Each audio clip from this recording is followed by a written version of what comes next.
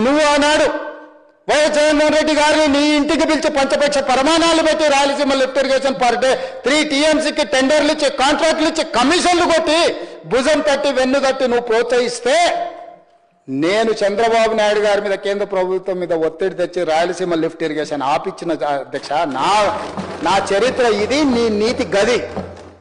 ఇవాళ నేను సూటిగా చెప్పదలుచుకునే వేదిక మీద నుంచి 2 రాష్ట్రాల మధ్యలో మంచి వాతావరణం ఉండాలని ఇప్పటి వరకు నేను సాధించిన విజయాన్ని కూడా నేను చెప్పుకోలేదు అధ్యక్ష.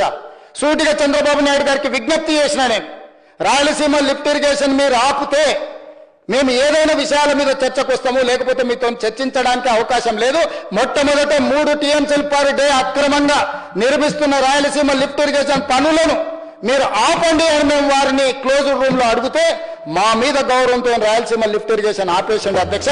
మీరు ఈ రోజు నిజ నిర్ధారణ కమిటీని సభ నుంచి పంపించండి. ఆయన నాయకత్వంలో పనిచేసిన నేను ఆ నాయకత్వాన్ని కాదు, ఆ పార్టీనే కాదని వదులుకొని తెలంగాణ ప్రజల కోసం కాంగ్రెస్ పార్టీలో చేరి తెలంగాణ ప్రజల్ని మెప్పించి ఒప్పించి తెలంగాణ రాష్ట్రానికి ముఖ్యమంత్రి అయిన నేను తెలంగాణ 4 కోట్ల ప్రజలకు ద్రోహం చేస్తున్నా అధ్యక్ష.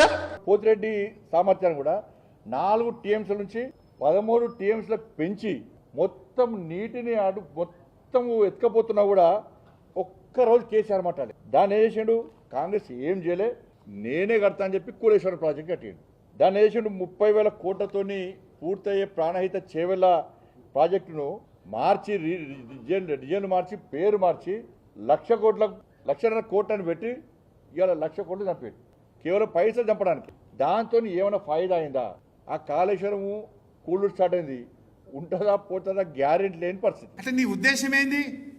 ఇక తెలంగాణ ఆంధ్రోడికి శ్రీశైలం అప్పచెప్పుదాం, ఇక మొత్తం వాళ్ళకే అప్పచెప్పుదామనే ఇంకా అదే సమైక్యవాదుల మైండ్ సెట్ మీది.